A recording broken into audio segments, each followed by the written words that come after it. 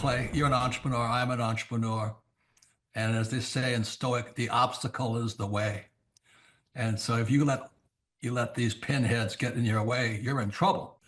Acta non verba is the motto of the U.S. Merchant Marine Academy at Kings Point, New York. I had appointments to Naval Academy and Kings Point Merchant Marine Academy. And Merchant Marine Academy's motto was acta non verba. In other words, don't listen to what a person says. Watch what they do. Clay, my honor to be on your show. And thank you for all you do. I hear the ripple effects from you are good ripple effects. You know what I mean? People rave about what they learn from you. So congratulations. My name is Kevin Thomas, and the name of our company is MultiClean. We are a commercial janitorial service, and we serve the entire state of Oklahoma and Kansas and soon to be Arkansas. We have probably grown probably 5 times. We've added, I think when we first started with you, we had 60 to 65 employees. And now we have a little over 300 employees. Before we got involved with Thrive Time, we didn't really have any systems or processes in place. I've probably been to, in 6-7 years, I've probably been to 12 to 13 business conferences. And amazingly, each time I go, I learn something new, and I'm so excited to bring it back and show the team about marketing and how to implement, how to help you guys implement the SEO. And the coaching is just great because there's accountability, and it's just a fantastic way to grow your company. Having a relationship with Thrive Time it's just been amazing for MultiClean. Oh my goodness, it frees me up because then I don't have to take a class on search engine optimization or learn marketing or shoot video. That's not what we do. What we do is commercial janitorial service. And you guys are the experts on marketing, and you teach me and hold my hand and show me how to do it right. And therefore, now my company is much, much larger. Folks, on today's show, we're joined by a real client. He may look like a male model. He may look like a hologram, but he's a real person. He's a longtime client. He's a man that we consider to be a friend of the Thrive Time Show and a friend of mine. Ladies and gentlemen, please welcome to the show, Kevin. Welcome onto the Thrive Time Show. How are you, sir? Clay, I'm doing great. Had a great Christmas holiday, and I'm glad to be here. Okay, so first question, can you tell us what is your name, first and last name, and what's the name of your company, sir? My name is Kevin Thomas, and the name of our company is MultiClean. We are a commercial janitorial service, and we serve the entire state of Oklahoma and Kansas and soon to be Arkansas. And how long have we worked with you approximately at this point, sir? It's been about 6-7 years.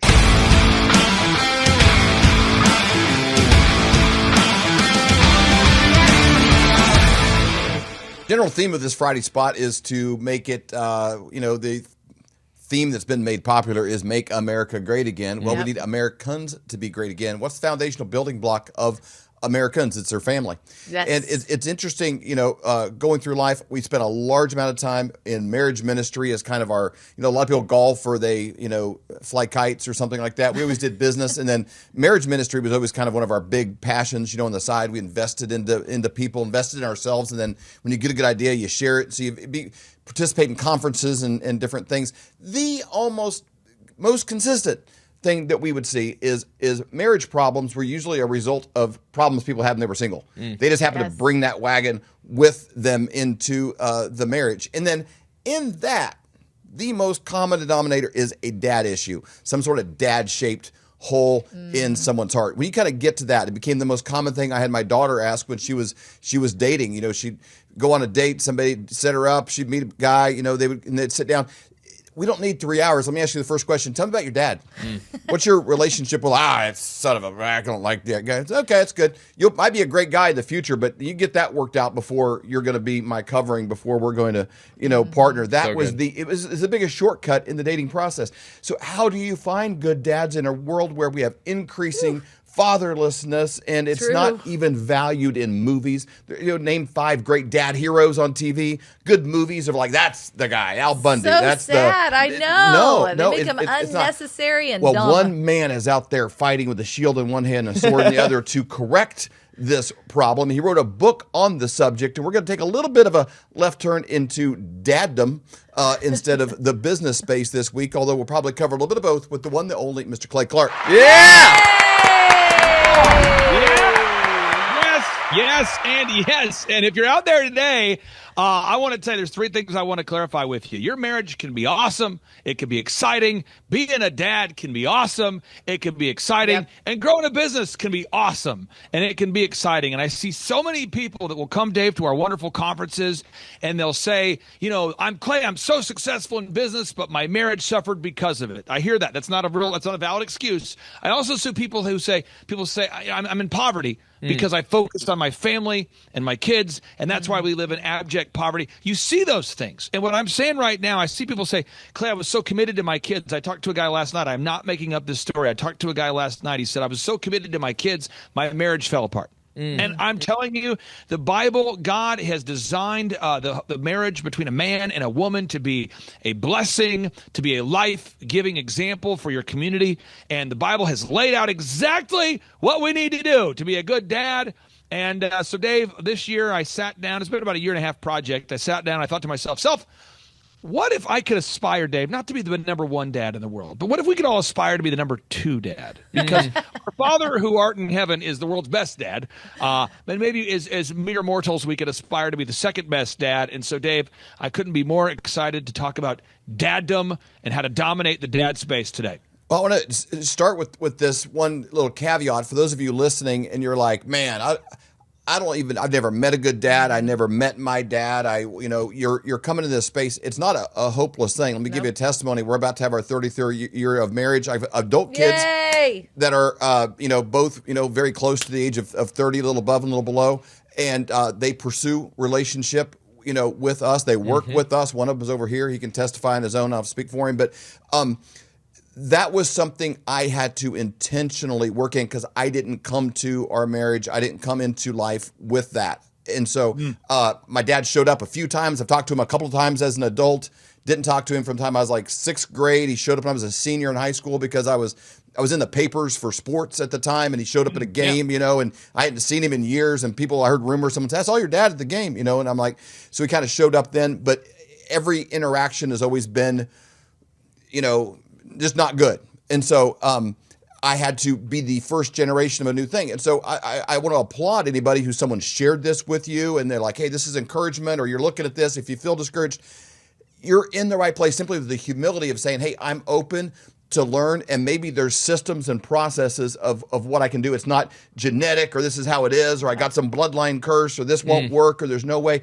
There 100% is a way if you're intentional to do it. And I'd like to start with, Clay, if we can, the thing that made me want to talk about this today is when I saw when your book came out, I read all of the things that this could help with. And if we could just start with those things, and the people are listening, they're like, oh, that one's me, or that one's me. If you're wondering, is this book for you? There's a list of all the things that can help with. And Clay, maybe you can just go through that list real quick, and the listeners could be like, there's 3 or 4 of those. That's what I want right there. Well, okay, so what the Bible has to say about becoming the best father you can be, what the Bible has to say about becoming the best husband you can be, how to become a father that your children respect and love, how to ensure that your children will grow up to be God-fearing, diligent doers, not lazy slackers. 5, how to guarantee that your children have the tools needed to succeed in life, how to build a successful business while building a successful family. Now, here we go. Now, these are all from 7 and below. These are all where real people in my life over the last couple of years have said to me, hey, my kids have this problem. We have this problem. Could you help me? And somehow, because I'm 45 and I've never been divorced, somehow I've become sort of like the sage elder. I'm like a dinosaur from a different time where people are like, heard of a guy who's still married. Let's call him. So this is kind of sad for some folks, but it's the reality. How to ensure that your kids won't end up becoming drug addicts. I mean, that's tough. Yep. How to ensure your children won't end up getting regrettable tattoos. Wow. How to ensure that your children don't end up on the Epstein list. I mean, you say, come on. Listen, I know someone very well. I'll be kind of vague about this. Someone very well whose family member aspired to have success in Hollywood and basically did the things that would get you on that Epstein list in order to get that position, to get that deal. You say, are you kidding me? I know people right now, Dave, people I know, fathers who are telling me, hey, my daughter, my son, they got tattoos, but then in a place where they no longer can find a job unless we as a family invest to have the tattoos removed, because they, for a minute there, thought they were Post Malone 2.0. And now they're not. No regrets. No regrets. And the parents are like, I'm not going to spend $15,000 to have that tattoo removed. And so think about that for a second. Yeah. So all I'm saying is in this book, it's very practical. And Dave, what I had is I had some visual aids for you. Okay, so visual aids. Make sure you can get to 13. I though, know, because that's what I was hoping if for, somebody, too. If somebody's Here we not go. interested in number 13, then you're just not a good. That was my favorite You one, don't too. have it in you to be a good dad. You probably cannot be a good dad if number 13 doesn't interest you. Okay, let me keep going. I'll go through 13 through 17 pretty quick here. How to ensure that your children won't end up in a Turkish prison? That's huge. That is huge. If you don't want to buy the book just for that, then you're probably broken in a way that can't be You redeemed. missed something. Number 14, how to ensure your children won't end up in an American jail or prison facility. 15, how to make sure your children won't end up becoming godless communists. Number 16, how to ensure your children won't end up becoming Satan worshipers. 17, how to ensure that your children won't grow up to become whores. Okay. Number 18, how to ensure that your children won't end up living in a van down by the river. Huh? I mean, there's a lot there. How to make sure your kids don't take the mark of the beast. How to ensure your children won't put a chip in their head. How to make sure, there's just a lot. How to find God-inspired joy when your father dies from Lou Gehrig's disease. That was my reality. So there's so much in there. And what I wanted to do is I want to unpack this, okay? So these are business principles that you can relate to your life. And I have the table of contents pulled up, and I'm going to get into it, okay? So the book is broken up into man laws, and maybe your producer can pull up the actual book cover. You can find it on Amazon. And by the way, folks, if you buy a book, I make like $2 a book, okay? So listen, and Jeff Bezos makes more than that on every copy. That's how Amazon works. So if you want to help me make an extra $8 this year, you should buy 4 copies. So here we go. So there's man laws, okay? So man law number 1 in the book, or chapter 1, is as an intentional father, remember, acta non verba. It means watch what someone does, not what they say. Now, Stacy, that is intentional in business. Yep. And that is intentional as a parent. It applies as a parent and in business. So let's do an example. We were stage side at the Reawaken America tour in Detroit, Michigan. And I've shared this story, and I'll share it again. Eric Trump shows up. He says, how are you? I said, good. He said, hey, where are those flyover guys? Where are I love those guys. That was a true story. He said that to me. And I go, well, they're over there in that side room off to the side of that beautiful church that hosted us there in Detroit, Michigan. Well, you and I could talk all we want to about preparation and treating people right. But Eric knew that when he showed up, you would be ready to go, ready to record, lights on, cameras on, that Colton and Avery and Stacy and Dave, the whole flyover team, would be ready to go. And he knew there wouldn't be a big hubbub. He wouldn't have to round up the host or chase them around. He knew that he could show up and that it would be a pleasant interview. And so you could talk all you want about preparation, Dave, but if you hadn't been in your booth, in your stage side setup as you were at all 25 events or whatever, if you hadn't been ready to go, Eric would not have asked, hey, where are those guys that'd like to hop on an interview? And I'm saying that as an example is that acta non verba, as a parent, kids watch what you do and not what you say. So I put a visual aid there that your producer can pull up. This is my wife's Christmas stack for 2025. Now, just so you know, every year, folks, I make my wife's Christmas stacks taller than the previous year. This year, it is currently 7 feet tall. So if we can go to image number 2 there, your producer, we got image number 2. You can see how tall it is in comparison to my wife. You'll see image number 2. There's a Dropbox link there. Yeah. And so I do this because, my wife and I, the first couple of years we were married, we didn't have heat. We didn't have air conditioning. Those are we took all pretty the basic. money that we had in order to take that money and to use that money to buy advertisements in our Yellow Page ads. There it is, Clay. Oh, my God. As of last night. That's our stack as of last night. Now, it's going to get taller. That tree is a 12-footer. So when we're done, this year will be the first year that the gifts will go above the tree in height. So Come on. Oh, my God. And those aren't just singly stacked. You've got multiple gifts on each level. You need some railings. Let me tell you, my wife doesn't watch support interviews. beams. My wife won't watch interviews I'm on because she's always kind of terrified of what I'm going to say. So I'm going to tell your listeners a secret we can keep between you and me and everybody. In that green box, okay, my wife, every time we go out to dinner, every time we go to a restaurant, my wife eats incredibly healthy, very much like you, Stacy. She minds her food, very intentional about what she eats, and it's organic. But she'll say this every time. She'll say, do we have any stevia? every time. Ah, We that's go- me. the nicest restaurant in the world. Dave, we could have, so the other night, we have got a guy who might be the next governor of this state paying for the nicest meal ever, okay? And the waiter's like, do you guys need anything? Are you good? The food's the best. We're getting treated this great meal by this guy who's running for governor. It's a very nice meal at a wonderful restaurant. And then and my wife, you can see the terror in my wife's, she's like, do we have any stevia? I mean, it's almost like the end of the world. We were in Scotland.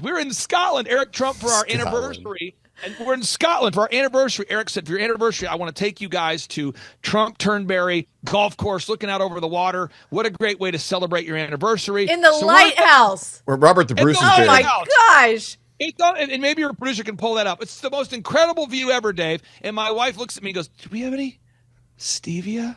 And so I thought to myself, that has to end. So, Dave, in that green box, I sent one of my employees, a gentleman by the name of Dallas, I said, I want you to go to every Whole Food, organic, natural foodie place. I want you to buy as much stevia. I want it in packets. I want it in a little eyedropper. I want 10-gallon drums. I want all of it. And I want it in a box. And I'm going to wrap it. And so he's like, well, what are we going to put it in? I said, I'll figure that out. So I bought a chair for my office that I don't need. One of those chairs where you assemble it yourself. Mm-hmm. Just a box big enough to house all of the stevia. So in that green box, Dave, there's enough stevia to keep my wife's fully stevia for at least a decade. That's the base level of where this Christmas is going, Dave. And I'm just saying this as my kids, they participate. They know September 1st, every single night. I'm not kidding. Every night I take one of them out and we go shop for mom. And we are loading this thing up with accoutrements and things that when she thinks I'm not listening, Stacy, I'm listening and taking notes. And all of those things are bundled together. And it's going to be a 12.5-foot tall stack. And I can talk about how much I love my wife. I could say it. But unless I was taking notes about the things she loves, and unless I was taking my children with me to go, we call it elving. But if I didn't take my kids with me to go elving, if I didn't make a big deal about it, if I wasn't, and you don't have to buy a lot of gifts. What I'm saying is I could talk all I want to talk about the importance of my wife. But if my kids don't see me do that, it doesn't matter. And that's principle number one. That applies to business and marriage. And Stacey, I want to get your thoughts on that. Octa non verba, actions, not words. I mean, that is 100% true. You know, we always laugh. You know, you'll hear a parent say to their kid, "Don't smoke," as they're smoking. You know, I mean, kids do what you do, not what you say. Right. They're always going to follow your example. Don't hit your brother. Exactly. Right. So I love that. That's the very first thing that you're talking about because it is so true. Now, principle number 2, coming in hot. Man law number 2. The book is broken into man laws, okay? So by the way, if you get the book, each man law, it starts with a massive Bible passage, and it tells you who wrote that scripture. A lot of times we read, Ephesians, and we don't know who wrote Ephesians. Well, Paul wrote Ephesians while in prison. So it gives you the verse, the context for the verse, and then it breaks it down and makes it very practical. So man law number 2. As an intentional father, you got to tell your children that you love them all the time. And then to tell your child you love them all the time. Mm-hmm. And this is something that I don't know that I do it enough. And as I was writing this book and I'm researching, again, I started by researching every Bible verse the Bible said about parenting, every one of them. I'm reading every single verse in the Bible about parenting. Good.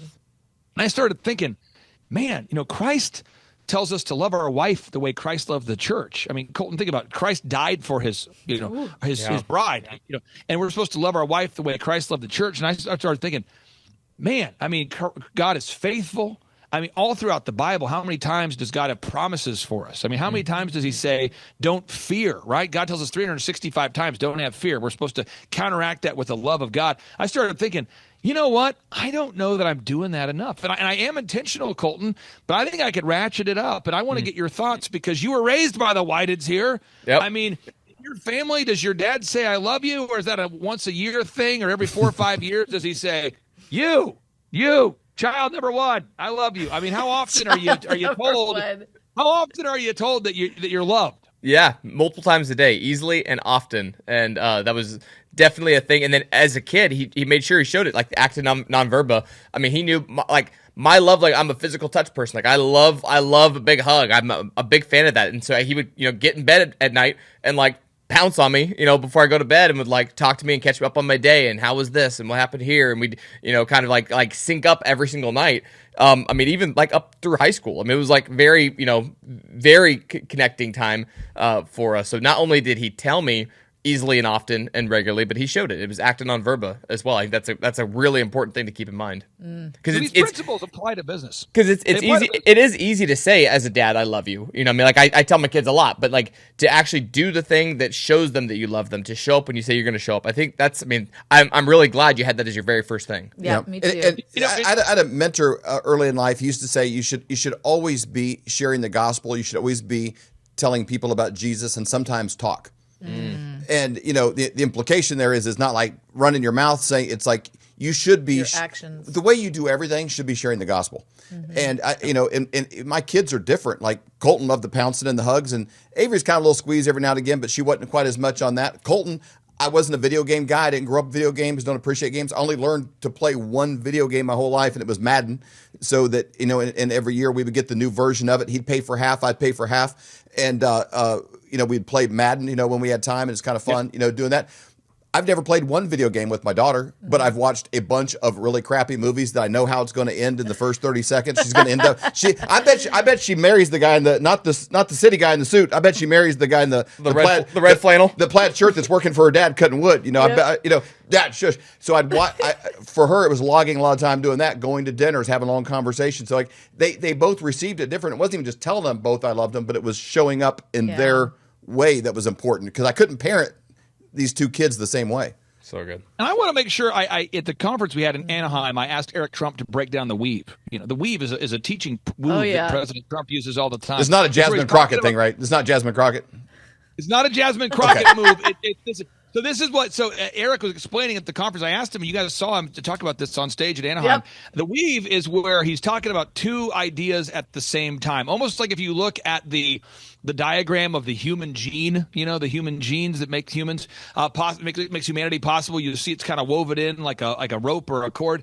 The weave I want to share with is that these principles are practical for dads. Yes. Very practical, but for business people too. It's so important. And I encourage everybody out there, if you go to thrivetimeshow.com, we've got Tim Tebow. He'll be joining us in April for our upcoming workshop. That's Tim Tebow. That's going to be, April. And if you go to thrivetimeshow.com, you're not going to see today the Tim Tebow face yet, because we know it's an April day, but I'm going back and forth on the date, but people can still request a ticket. I think it'll be the first Thursday in April. I'll have that up there. But I do know on June 19th and 20th, we are hosting the Reawaken reunion event. And what we're going to do on the 18th, which is the night before the 19th. So on Thursday, because the Reawaken reunion will be Friday, Saturday. On that Thursday before, we're going to host a complimentary business conference for all of the attendees as well. So it's going to be a really great weekend there. And again, the principles I'm teaching here about business, they apply to dads. The principles I'm teaching about dads apply to business. So what were those principles? One, Octa non verba. It's about action, not words. The second, you got to tell your kids that you consistently love them. And in business, you have to have a daily huddle, guys.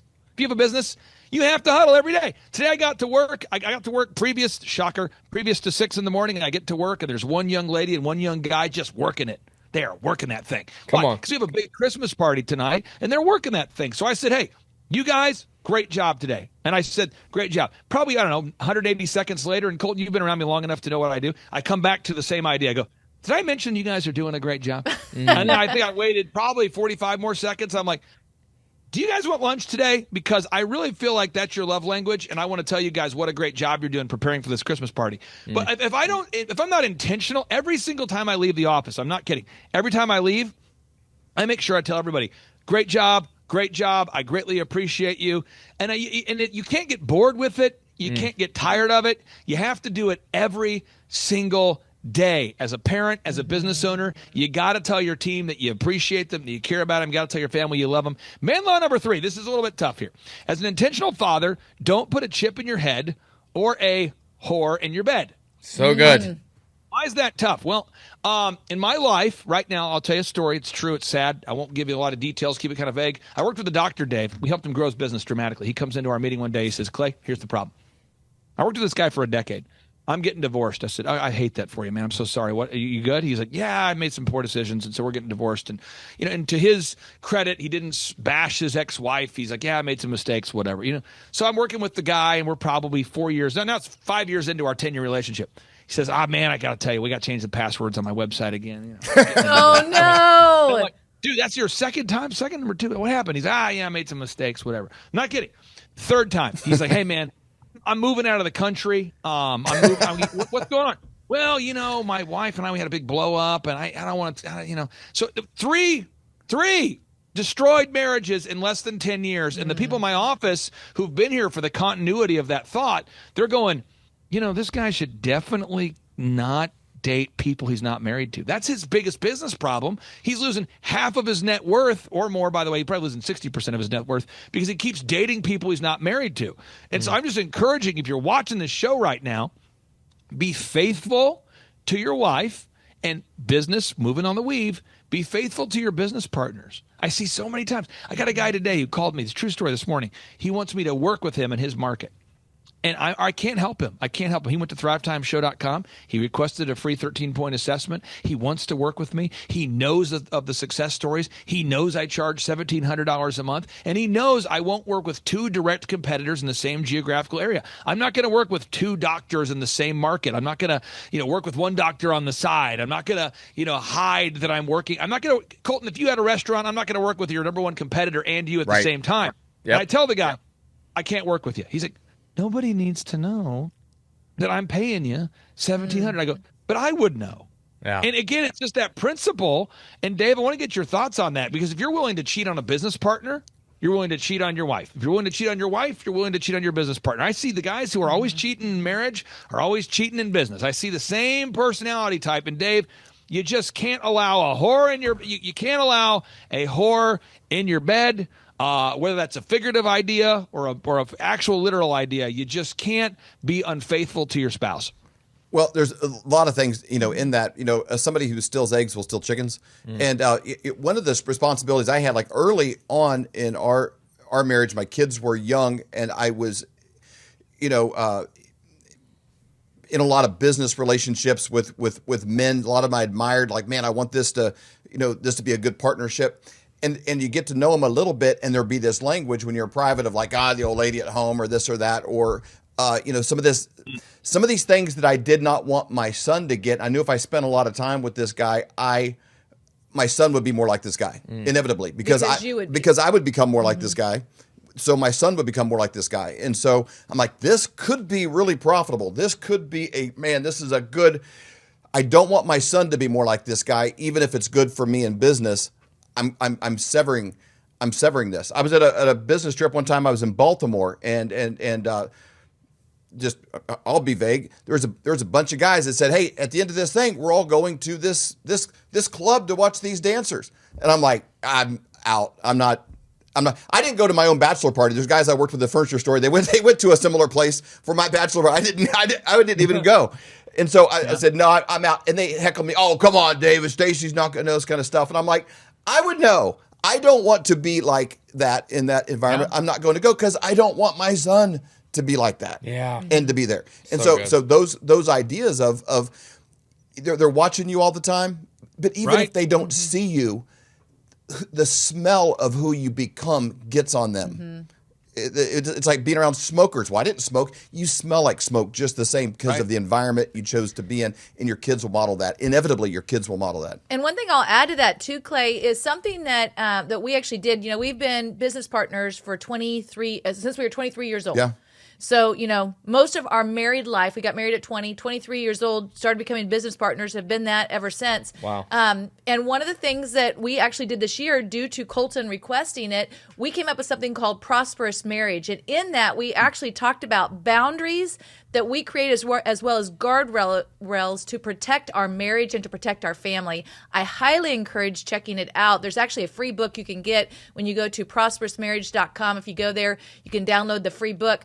But then there's a course that we did on walking through what did we do to protect our marriage and our family so that we could be successful. Because how great is it if you build this a giant heap of income and then you got to cut it in half, just like you were saying with that guy, constantly cutting it in half. You're never going to build a successful successful life, it's never going to be prosperous. And some of the guardrails there are so ridiculously the guardrail. The benefit of a guardrail is if you actually bang into it, you're not going off the cliff. That's why you set a guardrail. You don't, on this side of the cliff. Like, well, that's not a big deal. That's not. Where's a verse that says that's wrong? If I'm at a lunch and there's a male and a female person there with me, and the guy's done, I got to go and leave and something. I'm like, check, I'm out. I don't stay there with her. Right? And like, well, is that wrong? You don't trust yourself. I don't know. It doesn't matter. I've never had any regrets. There's no downside to it. It's just a rule that I put in my head. I never have to think about it. Once you make one decision like that, you never have to well, I don't know. This is fine. She's older. I'm never alone with another woman. I've never been in that situation. I get out. You said even, there's a higher standard because it's like you don't put yourself in that situation. But even some people don't even think through what if I'm at the restaurant, completely safe. We're at the Cheesecake Factory, and hey, you're right. The guy that was in the meeting left, and it's just me and this other lady. And one of my wife's friends walks in and sees me with it. Like, hey, I saw your husband was getting dinner with a girl. Like, immediately, how would that make Michaela feel? She would be like, oh, she would be hurt, and it'd be like, man, I need to talk to him about that. And obviously, she would trust me first, but that's not the point. It's beyond even approachable of that situation. It's like, that's man, I don't even get into a situation to where it could even appear to be something that's not. No regrets. No regrets. There are so many. And if you read this book, the Bible has so much to say about marriage. I learned so much by. There's your tattoo quote right there, Clay. No regrets. Yeah, the one you need to get removed. Now I'm gonna skip ahead to some other man laws here, just to give people some texture here. But man law number 5: you always want to publicly praise your wife. You just always want to do it. You want to go out of your way to praise her publicly. Just go out. It's a pro tip. And what does the Bible have to say about it? The Bible really, really talks about how a marriage is a gift from God, right? He who finds a good wife finds a good thing. And so you want to go out there and brag on your wife. Now, man law number 7, don't abdicate the process of educating your kids. What am I saying? I see so many parents. I mean, gosh, I try to be very vague. I want to give a little texture, but a little bit vague here. People I know that are very, very, very wealthy. For some reason, the new trend I see with my clients that are wealthy and people I know that are wealthy is they want to hire somebody to drive their kids to school. They want to hire someone to educate their kids at home. They want to send their kids to school. They want to get a personal trainer for their kid to work with their kid. And what they're doing is they're saying everything that their kid needs, they don't want to provide because they want to hire somebody else to do it. Now, I'm a fan of a personal trainer. I'm a fan of a music tutor. I'm a fan of having somebody teach your kids to read effectively. But that can't take the place of you being a parent in their lives. And it's so important. Principle number 8, or man law number 8, you got to make sure that your kids gain biblical literacy. So many people right now, they say, Clay, I did an interview yesterday with a lady. She said, Clay, Revelation chapter 16, verse 12 through 14, how did you know that it said, who told you was the question. Who told you that the Bible said that when the Euphrates River dries up, China and Russia are going to team up, the false prophet's going to show up, nations will gather against Israel, stuff's going to blow up, and the beast technology shows up? I said, well, the up part, that's just how I learn, is I make patterns and that are easy to communicate. But as far as that, I read the Bible. And she was blown away. This is a major media outlet, just blown away. You read the Bible? And you found this yourself in the Bible? Are you qualified? Did you go to seminary? So I just think it's so important. And all these principles, they apply to business. Let's go back. If you have a business, praise your staff publicly. It really does. You just got to find a way to go, great job, Carl, one of your employees, and you brag on him in front of the customers or other coworkers, right? You want to do that kind of thing. And you want to make sure that your kids know and that you read the Bible. And you want your employees to know that you read the Bible. So all the employees who work in my office, I'm telling you guys, I have a haircut chain. We cut men's hair. I'm involved in a wood flooring company. I'm involved in other businesses. And my employees never, ever, ever have to wonder where I stand because they'll go, and they laugh about it. They'll go, hey, I see them giggling. I'm like, what are you guys laughing about? They go, well, we had a woman who wanted to get her hair cut at the hair place today, and we were just talking about what you would say. And I'm like, what did you think I would say? They would say, you're not a woman, you're not a man, get out of here. I'm like, exactly. I'm really into the biblical. And Dave, if your kids don't know that the Bible is the ultimate source of truth, if they don't believe that you believe the Bible is the ultimate source of truth, they can't ever know where you're going to stand, because now you're kind of like the Republican or Democrat Party. Now you've got situational ethics. Now we don't know what you're going to do. Now it's what? If it's profitable, I'll do it. If it's legal, I'll do it. Dave, your kids have to know that the Bible is the ultimate source of truth, and your business partners need to know that too. Yeah, well, it's modeled in every area of your life, and again, you can't be this way in business and not in your personal life. Yeah. You said brag on your wife publicly. Today's the 12th. Every month when it's the 12th, I always remind Stacy, Proverbs 12:4. A wife of noble character is her husband's crown. It's like you celebrate those things. I'm like, man, I got a great crown. Thank you. Woo! And having that as your sort here privately, then that overflows into what you're doing, business wise. But it does carry over, and it applies in both areas just the same. So good. Yeah, and man law number 9, and this is something, Dave, that again, as I'm reading the book, I'm going, am I doing a good job? I mean, I feel like I'm doing a good job, but can I do better? And I'm going, man, I'm a C- father. That's why on the cover of the book, I put you have a book cover, you talk about what the book's about, and I put a man who has attempted to be a father for over 20 years, 25 consecutive years. Because there you go, 21 consecutive years. Because I'm not perfect. I'm not claiming to be perfect, but I'm looking at what God has to say a perfect father looks like. The perfect father looks at, and this idea of teaching my kids financial literacy. Last night I was talking to my daughter, and she really has a lot of curiosity about how money works. Yeah. And so I pay my kids $300 every time they read a self-help book and they write a report for me. So Rich Dad, Poor Dad, $300. Think You Grow Rich, $300. How to Win Friends and Influence People, $300. Now, some of my kids get pretty excited about that. Some of my kids, not so much. But would I like all my kids to get excited? Yes. But I want to make sure that all of my kids get out of my house, when they get out of my house, that they know when they leave my house how an economy works, how a business works, how financial management works. I want them to know those principles. And Colton, I've got to be intentional, because they're going to school. Yep. And at school, they're learning almost the reverse of this. They're almost learning the reverse. They're going to a private Christian school. And I would argue maybe a third of the teachers are actually teaching the opposite of what the Bible has to say. The Bible says we're supposed to leave the edges of our fields for the poor. There's always going to be poor. Always going to be poor people. The Bible says this. Yep. Okay? We're supposed to leave the edges of the field for these people. The Bible says in Proverbs 10:4, right? It says, God blesses the diligent and punishes the hand of the slackard. Wow, that's tough.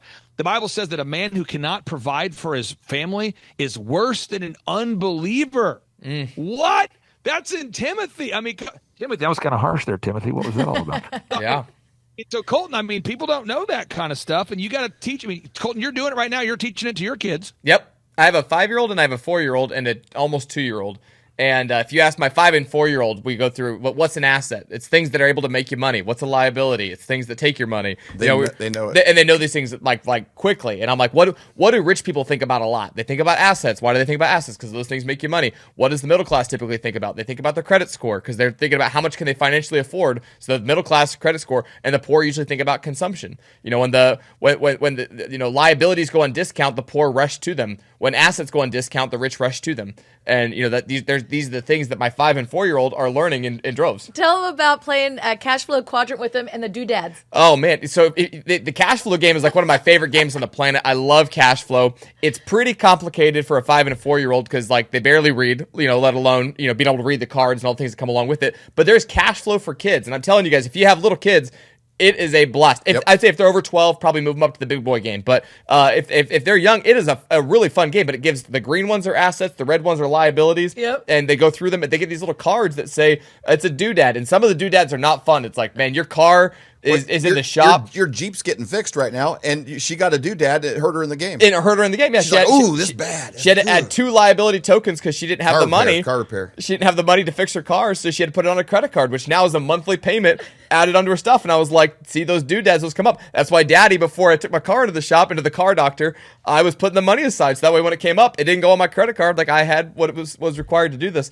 But the doodad, sometimes, it's a whack. Sometimes it's like, your car when you repair. Other times it's like even $100, and it's a I took my friends all went to the water park together, but it's a doodad either way. And so doodads are expenses that come up in the game, and they're like, oh man. And my son came to me yesterday. We were on a walk, and he's like, Dad, I don't have very many assets. He's 4 years old. He's like, I only have liabilities, and I have a lot of liabilities. I was like, what liabilities do you have? But he was thinking through all the things that cost him money. He's like, man, I bought that, and I bought that, and I bought that. I got all these doodads, but I don't have any assets. And I was like, you should probably work on that. Start saving up and make sure you buy an asset. I want to share this as this final principle, and I think it's so important. The reason why, Colton, you're able to spend time with your kids is because you're intentional about choosing to spend that time. You're very intentional. Could we all do better? Absolutely. But you're having those conversations about liabilities and assets with a 4-year-old because you're blocking out time for it. And last night, this is our final principle I want to teach. We have time for it, but this is man law number 12. You got to say no in order to grow your relationship with your children. You have to say no. And so what am I saying? Last night, we had a guy with a conference we were just at. We were in Anaheim. People went to thrivetimeshow.com. By the way, anybody watching this, go to thrivetimeshow.com. Come join us. Tim Tebow, April, Eric Trump in June. Get your tickets, thrivetimeshow.com. Use promo code FLYOVER for that discount on those tickets and a chance to win a backstage pass. But we're at this event, and this guy, very wealthy guy, came up to me. I just did the call with him yesterday. And he said, I'm growing this thing, want to do this thing, want to scale this thing. I think you would be an integral part of this. And I know you charge $1,700 a month. I'd like to pay considerably more to have a little bit more of your time, have more of your brain, more involvement. I mean, I know your model. I know what you do. You have a weekly coaching session with the client, and then you have a team that does photography and video and web and search engine. And I like the idea that you will take calls when I need it. But I want you to be more all in. This is a multi-millionaire. And I go, I love you so much, but our program. And Dave, you know this. Stacy, you know this. You've been in the program. You know clients that are in the program. It's a system where we meet you once a week, and then you can call whenever you need something. We help you grow your company. And I just said, I can't help you. And he said, why not? And I go, well, because I don't want to go to Anaheim, California, more than maybe once every year or two, and I don't want to. And he goes, Clay, this is a multi-million-dollar opportunity. I mean, I'm not kidding. I could pay you, tenfold what a client would pay. And I'm going, I love that, but no. Well, why? Because I'd have to travel, as you already stated, and so I respect your time enough to tell you I'm not coming out to Anaheim. I'm not interested in making millions and millions and millions and millions and millions of dollars. I'm not. What I am interested in, I told him this. I said I'm very interested in taking my wife on a date. And I'm trying to find a way to sneak seafood into her diet. That's kind of where I'm focused right now. I mentioned to you, Dave, I said I'm trying to work on a little song with Dave Whited. We'll see if it goes well. I got that going on. Come on. I'm trying to get that going. I got my Christmas video I need to edit, and it's not funny enough yet for our annual. When we sit down to watch our annual family Christmas video, if it's not funny, it doesn't work. So I got to edit that, and he's going, are you serious? And he was, Dave, I was on the phone, but he talked, the way he responded, it made it feel like that I wasn't adequate, or that I wasn't a smart person, or that I was mentally deficient. He goes, are you serious? Are you being serious right now? I go, no, I'm serious. He goes, so you're telling me you're leaving millions of dollars on the table so you can make a Christmas video? I go, and a song for my buddy Dave. And got to think about ways to wow my wife. Got to sneak of seafood into her diet. That's what I'm focused on. And it really blew his mind, Dave. But if you would have gone back 20 years ago, I would have said yes to that. I would have said yes to that. And I think, Dave, that's one big thing we have to do is we have to learn to say no to grow the relationships with our children. And so I would just say my calls to action, and I'll pitch back to you, Dave, on your own show, is I just say, everybody, if you go to Amazon, you can buy this book. I'll make $2 if you do, which is incredible because you can buy 100% of nothing right now. You can buy 1/30th of an ounce of silver right now for $2. So you can buy the copy of the book there. Also, we've got the in-person workshops coming up in April with Tim Tebow, Eric Trump in June. Use promo code FLYOVER. Then finally, if you want a one-on-one consultation with myself, I would love to talk to you, help you grow your business. That's what I do.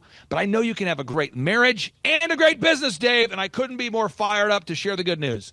Can you, before we move on to David, can you just explain real fast about that one-on-one, that 13-point assessment? Yep. Yeah. What does that look like for someone? Because that's something that we get a lot. We actually get phone calls from people saying, okay, what do I do if I'm interested in learning more about what Clay's doing and him possibly coaching me? It's like a timeshare pitch. Yeah, exactly. Is that what he's doing?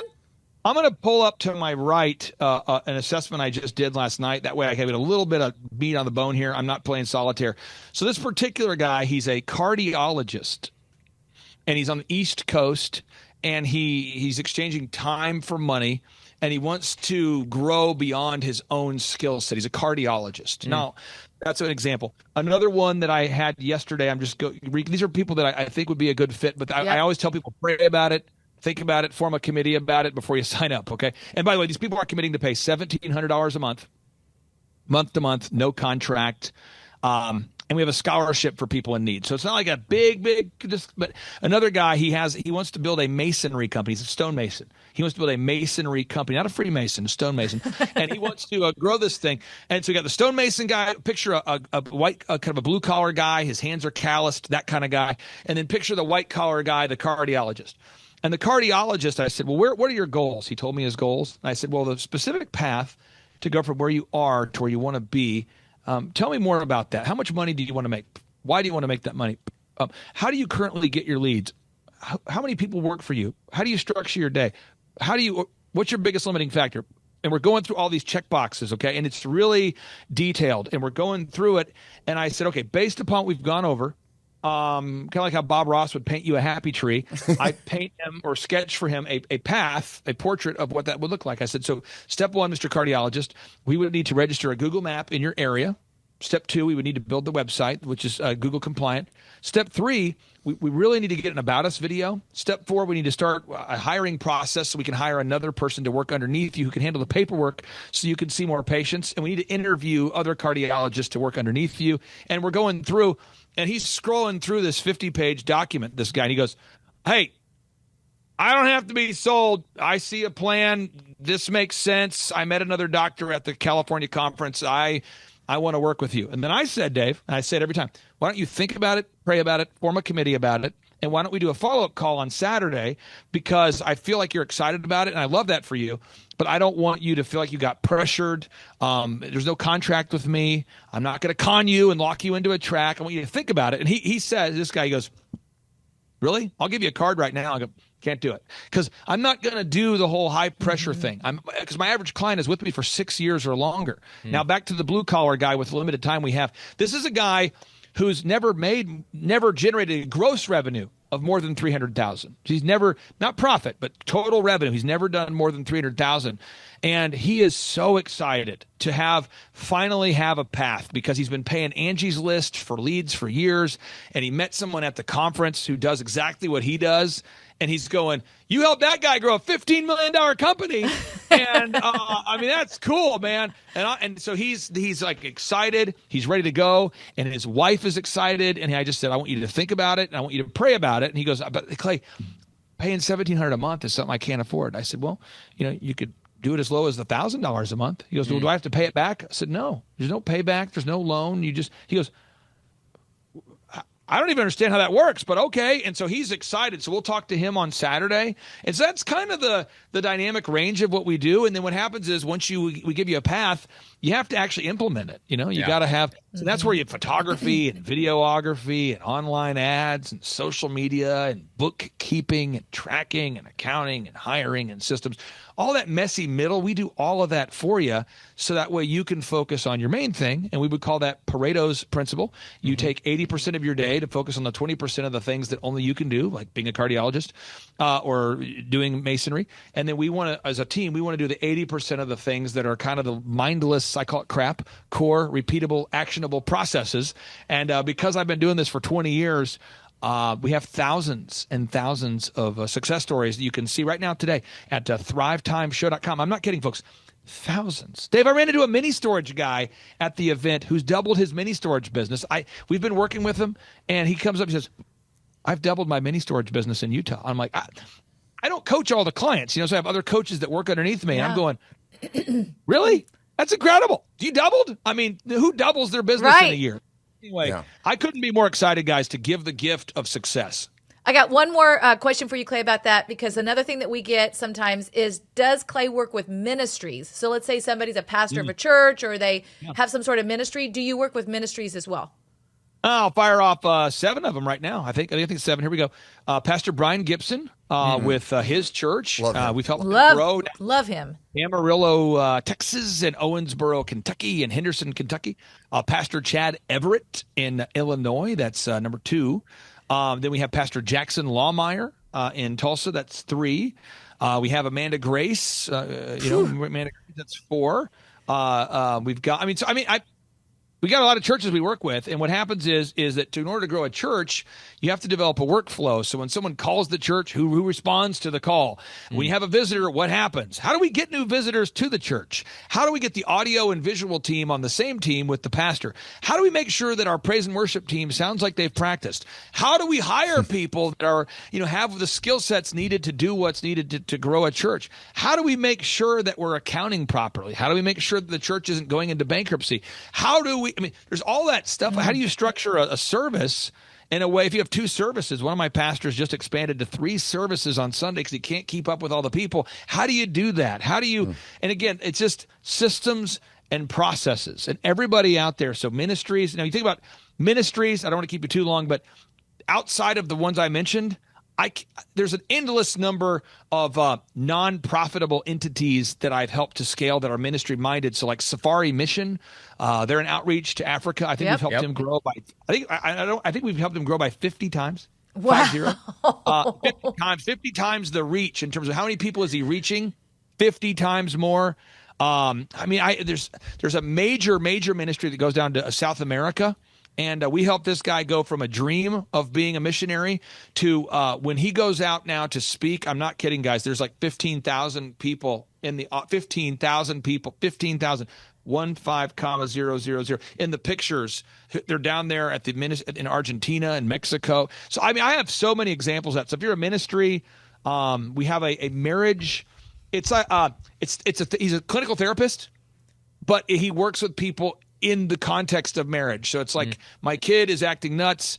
We've probably, as a parent, made a poor mistake. What do we need to do from a Christian? He's a Christian counselor, but for kids, and he works with the moms and the kids and the whole thing. Wow. So, it's endless examples of that, Stacy. That is so good. It's amazing how many of his clients we've got to meet at Reawaken I events know. and stuff. I was like, that's a great person. Pastor Brian Gibson, when you get him on, have him yell at us for a while. Yep. That would be amazing. Vidar Lagarde. Vidar Lagarde. Our daughter's dog is a little Cavalier King Charles named Charlie. We're big on nicknames in our family. Nobody's called by their real name. Anyway, Charlie became Char, and then somehow it evolved to Vichar Lagarde. That's all we call her dog is Vichar Lagarde. And nobody would ever say, "How did you come up with that?" Yeah. Well, you got to... In honor of Safari Mission, Vidar Lagarde. In honor of Safari Mission, he's Vichar Lagarde. So. Vichar Lagarde. Clay, and I hope you give your parenting book to Tim Tebow. He's really into procreating right now. He's duplicating himself. Yes, He's got a little Timito, I think, now. And maybe you can give him that book when he comes in April. I'm sure he'll appreciate it a lot. I will do that, and I won't give Tim red dye 40 because I guess he's like massively allergic to red dye 40. Oh, wow. Okay. Almonds, any kind of I have a list of things he's allergic to. I hope he's not allergic to my book. No, he wouldn't be. Well, don't sign it. Maybe that would be the only part. I don't sign it. That's the key. Thank you guys so much for your time and energy. Thank you, Clay. Clay Clark is here somewhere. Where's my buddy Clay?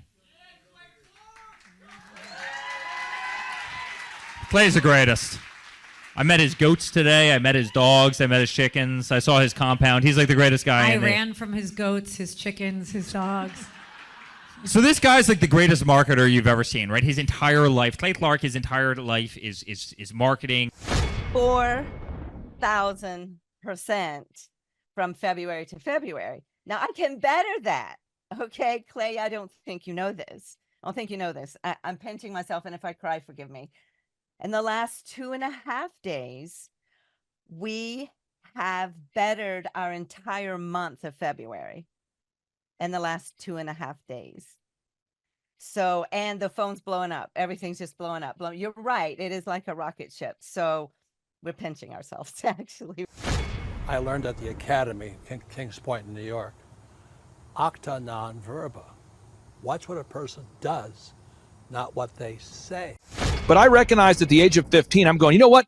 I am not going to live that way. And so I started a company out of my parents' basement called DJconnection.com. And I decided I am going to have success. And so I reached out to millionaires and people that I kind of knew through church and friendships and parents of my friends. And I said, what book would you recommend that I read? I'm a 15-year-old asking this question. True story. And I kept being told, you got to read. Hello. Robert Kiyosaki, Rich Dad Radio Show. It's an exciting time. Also, I think a treacherous time, a spooky time also. But it's always, danger is a good time. Today, my guest is Clay Clark, and I went out with Tom Wheelwright to visit Clay with Eric Trump also. And the reason I want to talk to Clay this morning is a very important subject called study. And the reason I say that is things are changing so fast, and many people are completely missing the show. You know, things are changing at rapid speed. Technology is changing. And so I went to Tulsa, well, again, with Tom Wheelwright and Eric Trump. And the thing I was so impressed about Clay is this word called study. I don't know, you guys must be in your water or something, Clay, but boy, I was so impressed how big you guys are. But what really impressed me was you have this huge congregation. They're all about guys your age. They're on fire. And you start your classes at 5 in the morning. Now, let me talk to you about study here. We show our books here. Now, this is how I study. You know, this is the creature from Jekyll Island. It's on the Fed. And Clay's doing the same thing. We study. So I go out to Clay's place in Tulsa, Oklahoma. He's built this huge compound out there. And you guys start at 5 o'clock in the morning. It's not by Zoom. They drive there. They show up 5 o'clock, bright-haired, bushy-tailed, and all this. And they're on fire. Your group is on fire. So that's why I was on Clay, this technology you tell your group. I was so impressed because, like I said, studies became a bad word. I got into fights in my own company because our staff didn't want to study anymore.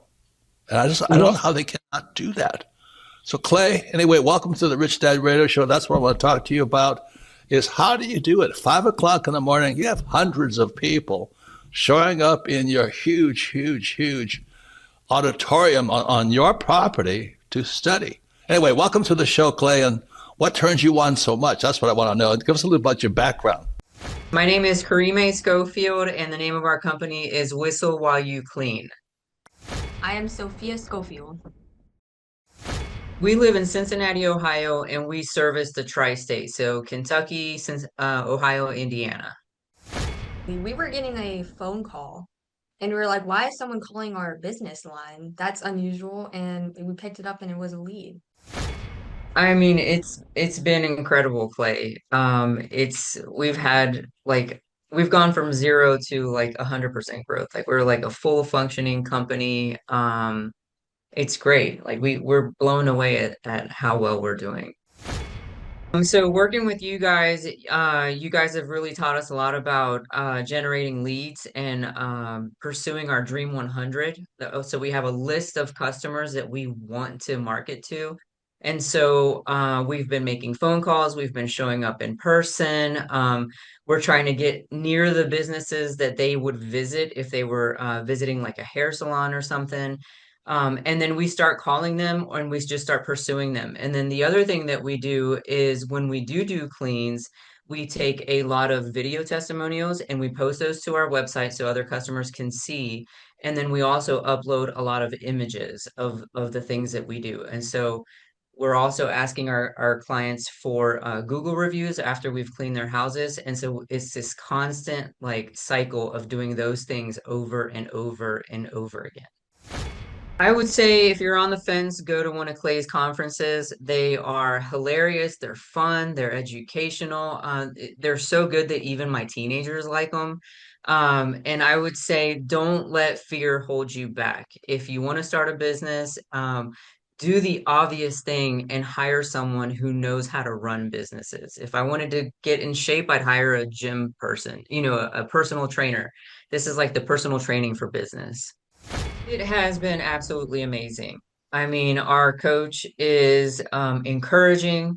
When he first met with us, he said, do we want him to be like a drill sergeant with us? What level of intensity do we want him to give us? And I will say he is incredibly encouraging all the time. And he just hits the same mark with us every single time. It's very repetitive.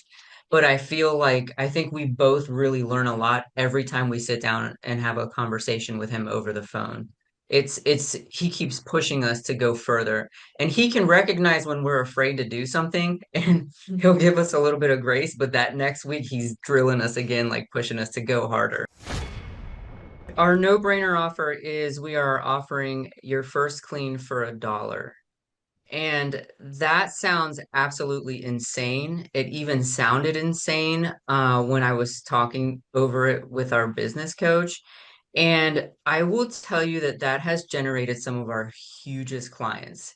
I mean, that has been like a game changer because it opened up the door to more clients, more recommendations, more leads. And we were surprised how far that dollar clean got us. How important has it been for you to work out that scripting, even though you offer $1 for the first clean? How important has it been for you to nail that down? It's been really important because it kind of it hones in so that you're not just all over the place when you're trying to explain what it is that you do. And a lot of times it's like you're a good person offering a good product and you have integrity and you want to communicate that. But when you go to communicate without a script or without practice, it's just like a mess coming out of your mouth, as opposed to having this, honed in practice where you know what you're going to say, you know how you're going to say it, and you can almost expect better results when you do it that way. Had you ever been an entrepreneur before starting this particular business? No, never. Did you ever think about wanting to own your own business someday? Or what was the first time you thought, maybe I would like to open my own business?